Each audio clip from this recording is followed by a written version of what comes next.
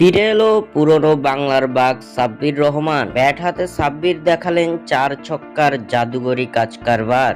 বিস্তারিত জানতে পুরো ভিডিওটি দেখুন এবং খেলার সব আপডেট পেতে সাবস্ক্রাইব করুন আমাদের ইউটিউব চ্যানেলটি ও ফলো করুন ফেসবুক, ইনস্টাগ্রাম ও টিকটকে।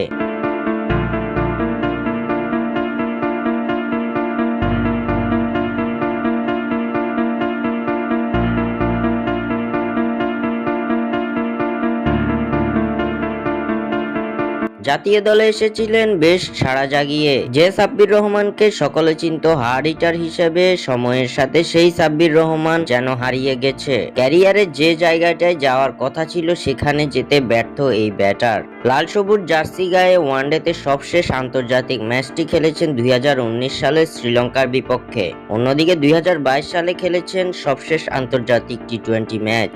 তবে বর্তমানে জাতীয় দলের আশেপাশেও নেই সাব্বির রহমানের নাম। এবার বিদেশের মাটিতে নিজের সামর্থ্যের প্রমাণ দিয়ে যাচ্ছেন সাব্বির। জিম্বাবুয়ের মাটিতে অনুষ্ঠিত হতে যাওয়া জিম আপ্রো টি-20 লিগে নিজের জাদুগরি ব্যাটিং এর প্রদর্শনী দেখালেন সাব্বির। জিম্বাবুয়ে অনুষ্ঠিত হওয়া এই লিগে হারারে বোল্টের একাদশে সুযোগ পেয়েই বাজিমাত করেছেন বাংলার বাঘ সাব্বির রহমান। জোবার্গ বাংলা টাইগার্সের বিপক্ষে এদিন মাত্র 12 বলে 34 রানের এক ঝড়ো ইনিংস খেলেন সাব্বির। 283.33 স্ট্রাইক রেটে 5 ছক্কায় এদিন 34 রানের ক্যামিও এক ইনিংস খেলেন সাব্বির। তবে আরো অবাক করার বিষয় হচ্ছে ছক্কা মেরে এদিন বলই হারিয়ে ফেলেছেন এই ব্যাটার। কারিম জান্নাতের করা ওভারের চতুর্থ বলটি সাব্বির সোজা পাঠিয়েছেন স্টেডিয়ামের ছাদে। সাব্বিরের এমন বিশাল ছক্কা দেখে অবাক হয়েছে গ্যালারিতে থাকা দর্শকরা। ব্যাট হাতে ছক্কার বৃষ্টি করে সাব্বির জানান দিলেন তিনি ফুরিয়ে যাননি, আবারও ফিরতে পারেন লাল সবুজের জার্সি গায়ে।